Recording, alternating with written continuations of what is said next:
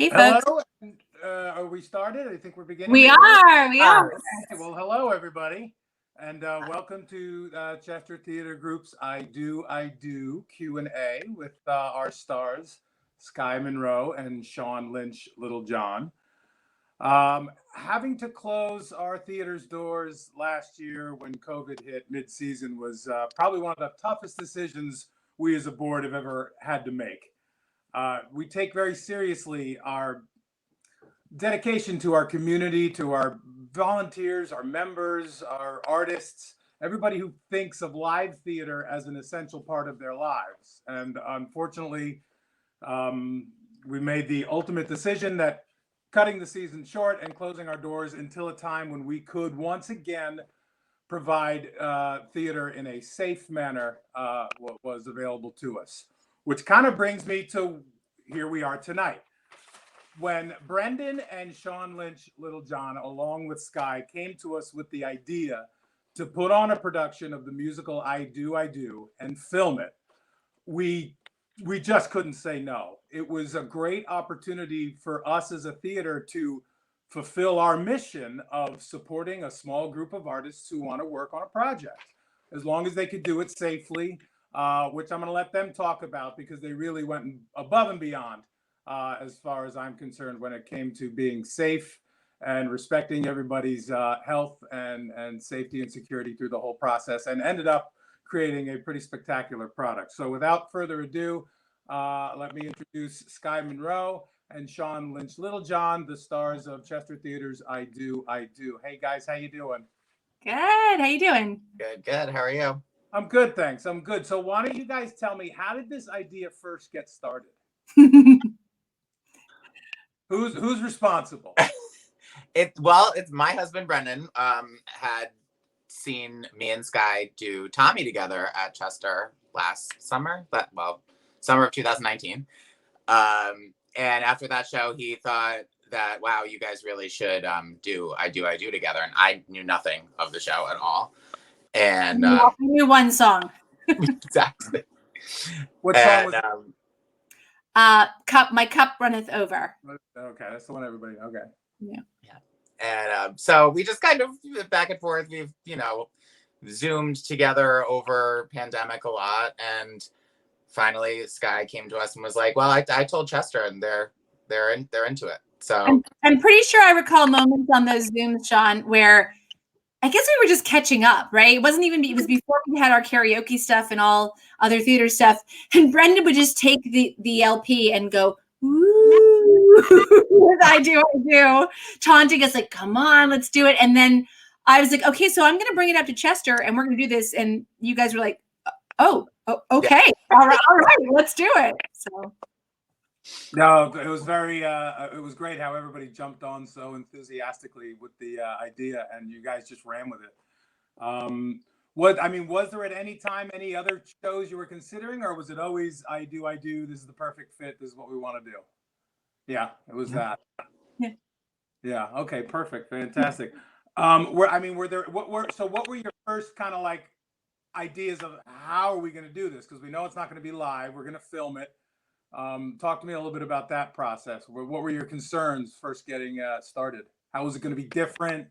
What were you going to do to, face those challenges? So initially thinking of it very, very simplistically, like we'll just film a stage version, set up in one side of Chester, and that's it. And then we realized that we had more of an opportunity to make this something magical, something amazing, to transform the Chester theater space, which is in the round for those who have not been there, into really a proscenium stage, and then to play with different. I mean, Brendan was amazing. He got all sorts of equipment and able to do different camera angles and zooms and follow shots, and it became much more of this hybrid model of theater and film. So it's exciting. As far as safety, I mean, Sean, you want to? I think that the reason we selected this show and kind of had thought of the show through the pandemic was, how do you do theater safely, right? You do it with two people on stage that get tested 3-4 times a week because Sky has to get tested for, she works in a school, and I live very close to a testing facility. So I was like, great, we'll do this. And it made sense to do it with 2 people, because it's just, we were a pod. It was just me and Sky. We didn't really see anybody else outside of, even in our personal lives. And then we were always masked for all the rehearsals. Everyone in the space was masked. There was never more than 10 people in the space. And I think there was never more than 8 people, honestly. And everything, we had, sanitizer, Lysol, everything was, very, very safe. And then when we filmed, we would, take our masks off to film, and then they go right back on right when we were done. No. I heard Brendan actually sent me a list of some of the things that you guys had done. And one of the ones that caught my eye as kind of humorous was the old rule about nobody's allowed to touch anybody else's props in theater, and how that was really adhered to quite strictly in this production. Yeah, I remember one of the earlier rehearsals, because in the earliest rehearsals, when we were figuring out the blocking and the staging, Sean and I wouldn't even touch. I remember the first rehearsal where we actually held hands, and I was like, "Oh my God, I'm touching another person's hand," and that's okay. And it was safe and it was fine because we're tested twice a week, and all the other circumstances. But it is this speaks to us humans, not just as theater people, but the idea of having physical contact of any kind with somebody outside your immediate household. It's become so foreign to us. Mm-hmm. So tell me a little bit about that rehearsal process. What was it like? It was a lot. Yeah. I think I heard that you guys actually did do a lot of Zoom rehearsing rather than in-person rehearsing. Is that true? Well, as you know, in northern New Jersey, we sometimes never get snow, and then this year we got snow all the time. Yeah. So we did have to do several rehearsals over Zoom, but for the most part, we were there. We were there 5 days a week. Yeah, and Sean and Brennan drive an hour. I only drive 20 minutes to get there. They drive an hour both ways. And what I think was nice, and the few times that we had Zoom rehearsals, we really made it more about the acting, because keep in mind, during other rehearsals, Sean and I can't see each other's full face. So to play off each other, it was, we were really just figuring out the staging and, the emotional affects and back and forth from this far up. But then when we got on Zoom and really being able to see each other and finding those moments as husband and wife became really an important thing. Truly a hybrid experience, both in what you guys are going to see in the final product, but in our experience of doing it. So we kind of got right into talking, and I assume I Do is a well-known musical, but just to catch anybody up who may not know, without any spoilers, I Do is basically a 2-person musical, a man and a woman, a husband and wife, and it starts the night of their wedding, and I believe it ends with their moving into a retirement home together or something. So it follows them throughout their entire life, raising children, arguments and fight, and so how did you guys work on that relationship and as it progresses through the years? Well, I think that there's always, we're both married, and there's a lot of things you can pull from our own marriages and our close friendship. I mean, me and Sky have only known each other for a couple of years, but it feels like we've known each other for much longer. But yeah, I think that throughout it, we also have very strong, we were just talking about Sky's mom before we got on here. We have very strong parent figures in our lives that are still in our lives, thankfully. And we can kind of draw from their experiences too, especially in the later years of the show. And it's interesting how, my character starts at age 19 is when we get married. The dynamic early on, Brendan gave us such an amazing direction with as far as sort of what was informing our dynamic as individuals. I feel like earlier on in the relationship, it's so much about what each character is experiencing and in trying to figure out the other person. And we all have that experience. And then once we get to middle age, which I'm there, Sean's not quite at middle age yet. You don't have to say you're middle aged. I get to say that I'm middle aged. At that point as a woman, so much of it was relatable. But we definitely took time to talk about like, what do we think is going on between Michael and Agnes? What's motivating them? And as far as what we were drawing from, yeah, I mean, Sean and I have a lot of trust between each other. That I think had to be at the foundation of where we were working from. And then we definitely had moments during the show where, in talking about our own marriages, I would say, oh, Dale is totally that, he's like that, who's always late, who's always early, that came up. And I think Brendan's the one who's always. Brendan's always late. I'm always late. So he was more like my character. But we definitely had, in working through the depth of the characters, it was in such a playful way, and definitely drawing from our own marriages, our own experiences. But also just overall getting to experience being these characters over the course of 50 years and seeing the mutual respect that guides their relationship and that grows out of their relationship, I think also has given me great insight into what I want out of my own marriage, as things progress. So the whole art imitating life, imitating art, it's beautiful fluidity. Yeah, I think there's one song, if I remember correctly, where they're towards the beginning of the show when they're going through the trials and tribulations of raising a family. And I think it's something to the nature of love is what makes it very nice, or love is what makes it sort of fun. That's what it is, sort of fun. Yeah, that's kind of a nice message. Yeah, I like that. So, all right, so you're doing this whole rehearsal process, but we're rehearsing to film rather than do a live performance. So how did that kind of adjust what you found yourselves working on? Because now I'm thinking as a stage actor myself, I don't have, if I'm going to be filming it, I don't need to go from start to finish with everything memorized and in my head and rehearsed, but like I can take moments. So did any of that play into like what you would typically consider like trying to get off book and all that? Was that different? Yes. I mean, there's huge differences. First of all, the camera, where am I looking here? The camera is the third actor in the show, and you're like, oh, that I'm not used to that either because I'm a stage actor. So okay, that's happening now. In terms of like memorizing, yes, we still have to memorize certain things. There's you can get away with a little bit more when you have several takes.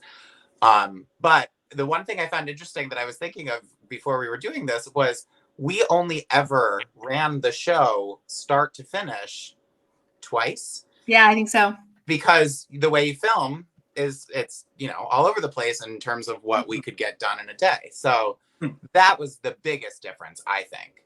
And I think we figured that out as we went, because we went into, we're rehearsing a play. We went into that mode. And then we soon realized, well, wait a minute, we don't need to run act one. We run it because you do want to feel a sense of the cohesion. It was more so from not a logistics standpoint, but truly from like an acting standpoint. And for the most part, we shot the entire thing chronologically. Right. It was very rare that we shot a scene out of order. Really more so only if we had to, because we were on site on location.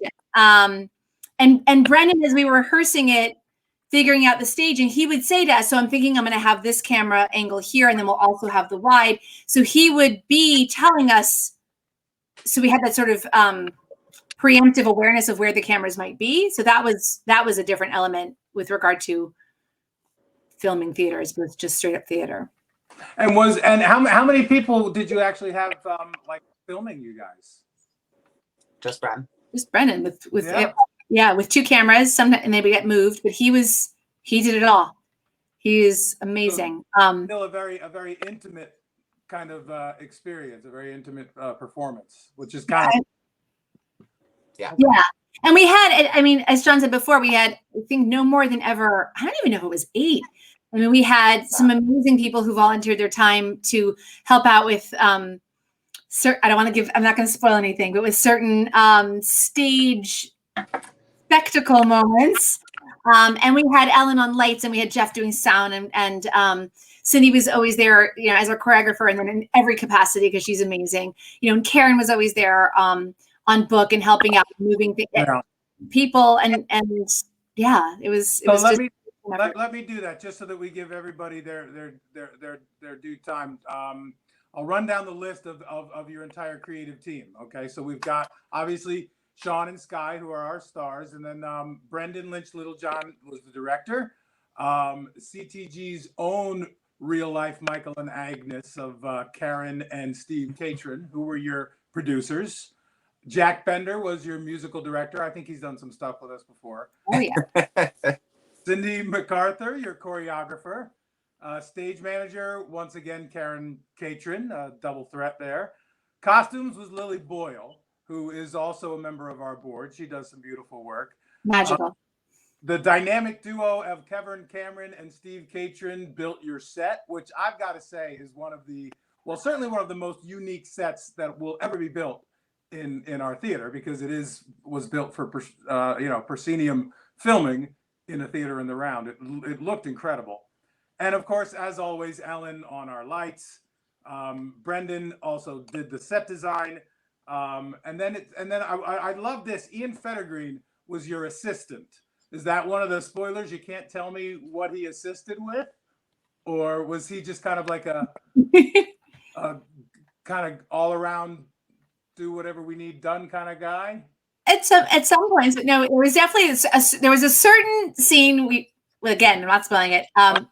We needed help on, and then he was more than willing to pitch in other ways, and we're so grateful for Ian. I gotcha. And then helping us with the editing, of course, is Charles Grayson and Jen Knapp, who's our sound guy, among so many other things. So a lot of people to thank for this production, a lot of people that helped out. And as we've said before, I was just so impressed, and it was so important to the board, I know, that everybody's health and safety was just put at the top of the list of concerns. And I know that we've postponed our original release date from when we had first thought we'd have this done. And a lot of that is because we wanted to take our time and give people enough time, if they weren't feeling well, to get well before coming back and continuing to work. So it really just an amazing labor of love to still create art given the surroundings that we have to create it in. So bravo to all of you guys for doing all and like also special shout out to Ian's commenting. Yes, you are.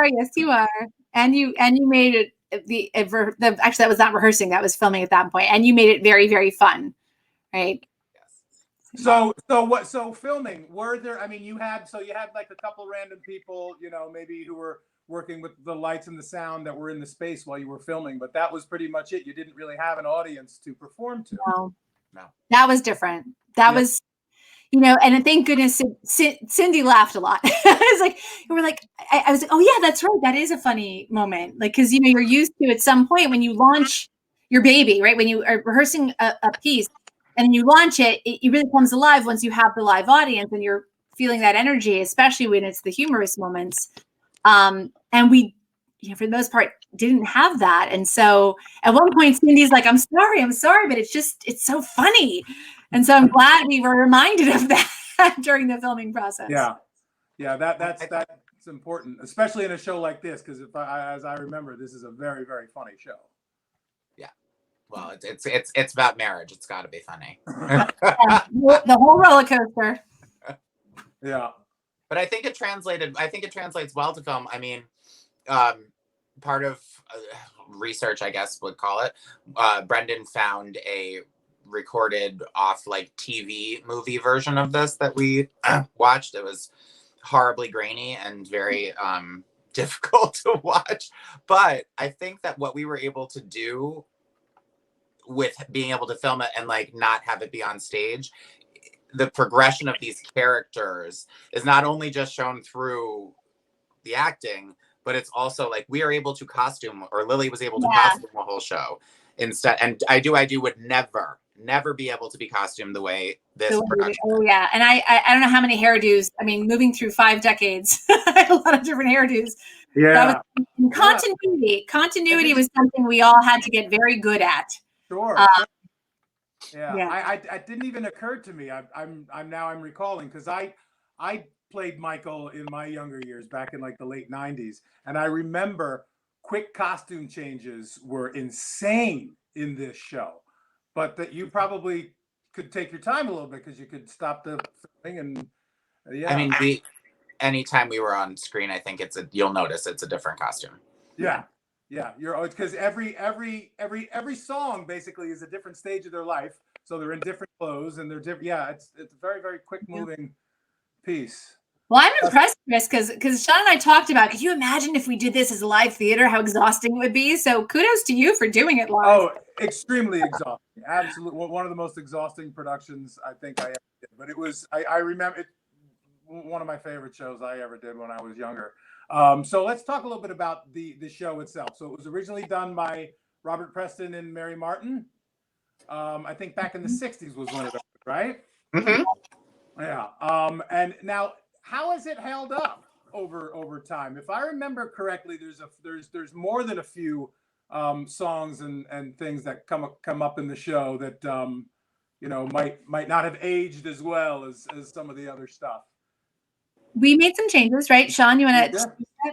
There's a few changes. I mean, and mostly just a couple of words here and there. But I honestly, and I'm gonna let Sky talk about this more because it's a little more dated for the female character. I feel like men are always jerks.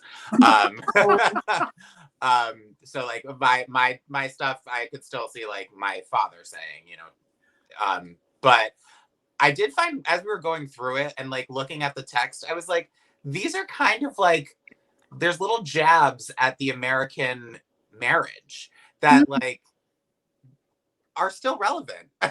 Definitely. I really think you're right, Sean, that it's just some of the some phrasing, but also my character has a song where she's really considering what it means to be a woman of her age. And we found different recordings had different lyrics. And one set of the lyrics, which was not in our licensed version of the play, but the set of lyrics I'd heard was like, oh my God, they make women out to be so pathetic. But the one we had, the lyrics are different so that it is a bit more empowering.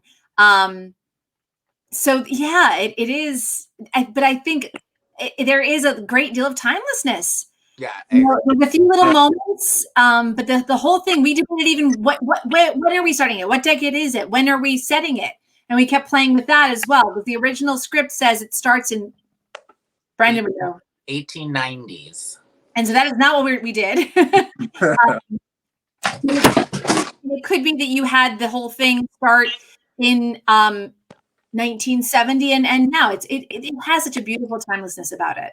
I got you. Definitely works. Yeah, I'm excited to see how some of that material is played. It's very, very intriguing. The one song I was thinking of was the man's song that I always remember getting booed. It's a well-known fact. It's a well-known fact. Yeah, no, the women never liked that song. Yeah. But speaking to what Sky was saying too, I don't know what licensed version we really had. There was a revival in '96 that did that I have the cast recording of, in case anybody wants to borrow it.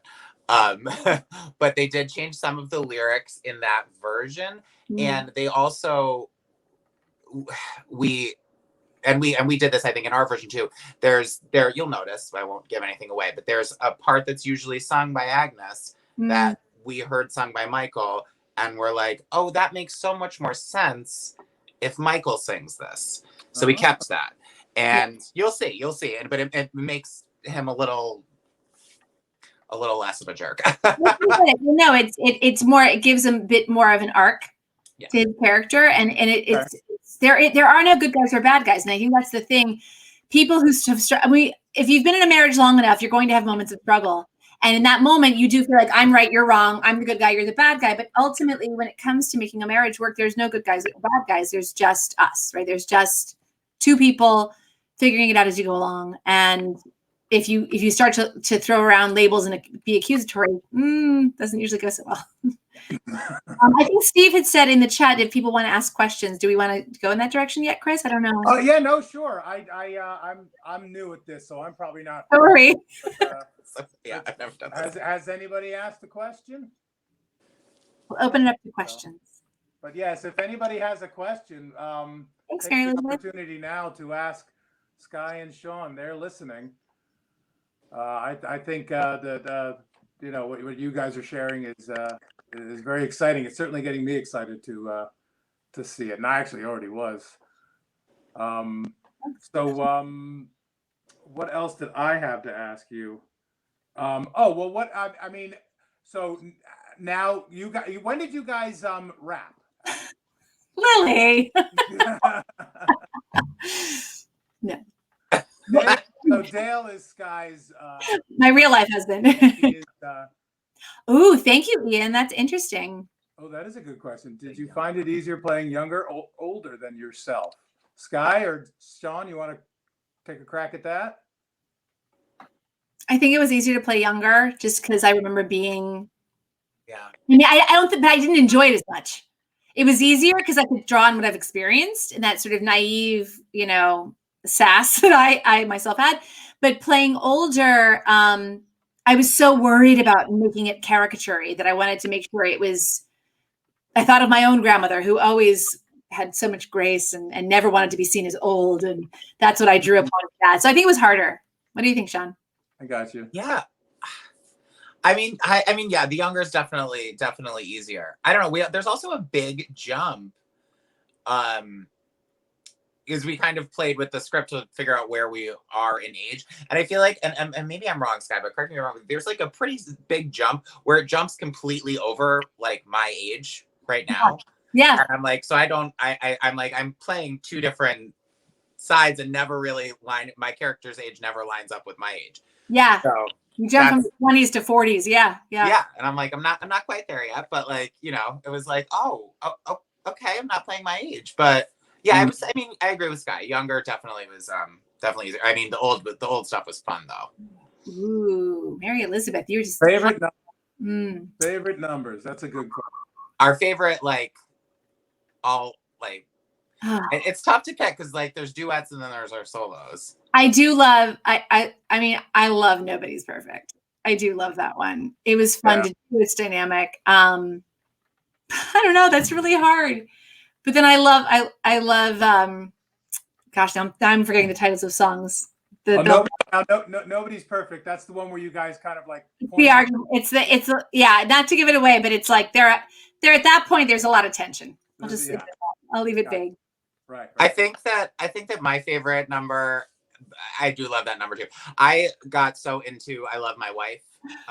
That's and me and Sky have Cindy choreographed a wonderful dance break that you will see. And me, not a dancer, got to dance my little heart out. And it's from what I've seen so far, wink, wink.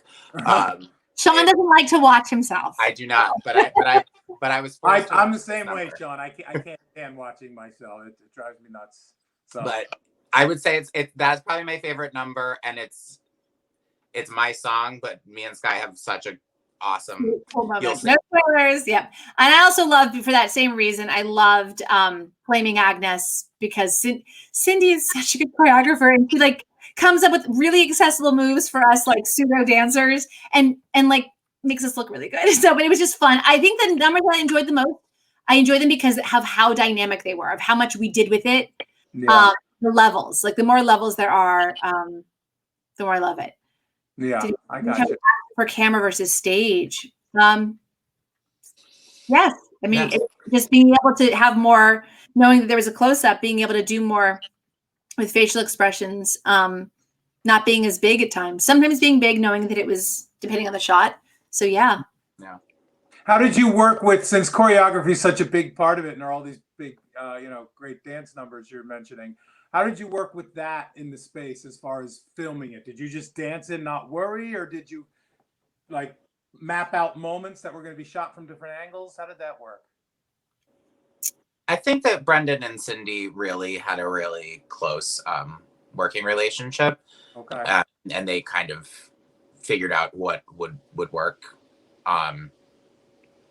for the and it was pretty much it was in the space choreographed as it would be. One moment of choreography we shot on site. I'm just gonna say that. I'm not gonna say anything else. At a different site. But I don't know that we ever really changed the angle of what we were doing or altered it. It was just that there were different shots on the same choreography that we did many takes. So many takes.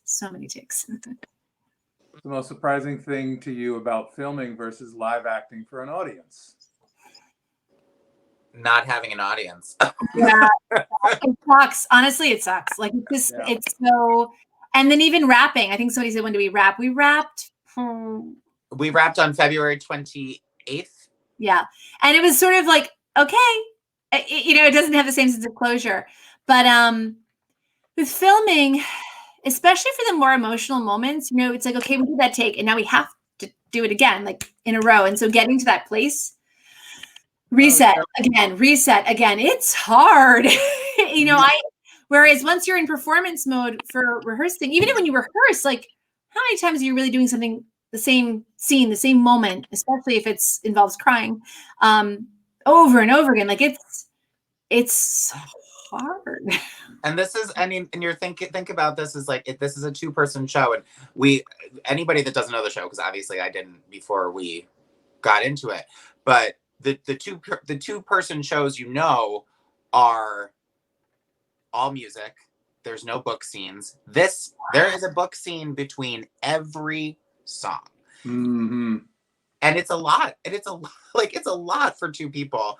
And I mean, I'm glad we got to do it on film, but I remember I don't remember who asked us. Somebody asked us, they're like, well, there's not a lot of book scenes in this. And I was like, oh, there are. Oh, there are. Yeah. The songs are so wonderful, but the book, I mean, moving the plot, that's the difference between this and a lot of more of the contemporary 2-person musicals, like the last 5 years. It's all driven by music, and the plot is built into the lyrics. This, I had, in listening to the soundtrack, once I thought, oh, maybe we'll do this, I couldn't quite figure out the entirety of the story. Like the book scenes are so essential, and that's where the meat of the relationship occurs. It's really so good to getting that chance to do like acting. Like that was so satisfying. Such a wonderful opportunity. Yeah. Party with Party with ooh. Yes. I think I'd rather party with Agnes and Michael. Yeah. As much as I love Captain and Mrs. Walker, like. And no one wants to party with a murderer. Like, yeah, they kind of screwed up their son. I mean, come on. So for anybody who does that, not that I'm assuming that's not going over anybody's head, but just in case, this is Sky and Sean did play Captain and Mrs. Walker in our production of Tommy. What was that? 2 years ago? 3 years ago? Almost 2 years ago. 2019, yeah. 3 years ago. Yeah, that was a great performance, you guys. That was a fun show. Yeah, but onward we go. Well, I'm very excited about this. Let me ask you guys, what do you think you're most excited about watching this? I know Sean already said he's not excited about watching it. So, that's not true. I'm excited. I'm excited to watch it. I'm excited to see what the final product looks like. Yeah. Yeah. How because we've seen sort of rough cuts, but to see how, and like just the different choices of shots that Brendan and the editor, like and Charles kind of chose to use, but just to see it all sync up. And I want to have, I'm hoping that we can have like a viewing party, so it feels like an opening night party. Like, I don't know, I have an outside projector now. Like maybe we'll go onto my deck. I'm in my kitchen renovation. We'll see. Well, and also speaking of like outside projector, and I don't think we touched on this. We filmed this entire thing on iPhones, two iPhone 12s. Yeah. So it's. I bought an iPhone 12 prematurely. We both. Yeah. It's amazing what those things are capable of, and what you can, you get a group of artistic people together that are going to be creative and work something every way you can. You can do some pretty amazing things. Yeah. Nice stat. Thanks, Sally. Yeah, I've been growing it since we wrapped. Awesome. Nice. Yeah, Sean. At some points, we can say that what you look like during the show. Yeah. There's pictures. Okay, at some point during the show, he goes from having no facial hair to having a mustache, and we thought, why don't you just grow the mustache for the show? But he has to have it on, off, old, like gray, brown. So, but yeah, we had a lot of humor with getting the mustache to stay put. There were many moments. Yeah, a lot of funny moments. Things break. Yeah. All right, COVID. Lesson learned. I can tell a funny story moment that happened not once but twice to me in this. So as you know, the show is based on the play The Four Poster. So it's all about us in our bedroom. That's the whole set. So we had to have a bed. And the Naps generously donated their 4-poster bed for us. And the day it was installed, me and Brendan schlepped a box spring and mattress from our house to the theater and decided that the box spring was too high. It made the bed too high because we're on one of the platforms of Chester. So we're like, we don't need it. And we'll just put the mattress down. And then I went to lie down on the mattress and I broke through the bed and ended up inside of it. And Steve, and then that happened again while we were filming. So my lesson learned is make sure the bed is reinforced before you flop back on it. Fair enough. Good lesson. I think I have children that are going to be calling me away. Yep, there they are. Okay, I'm in the middle of a Q&A. You know, you can't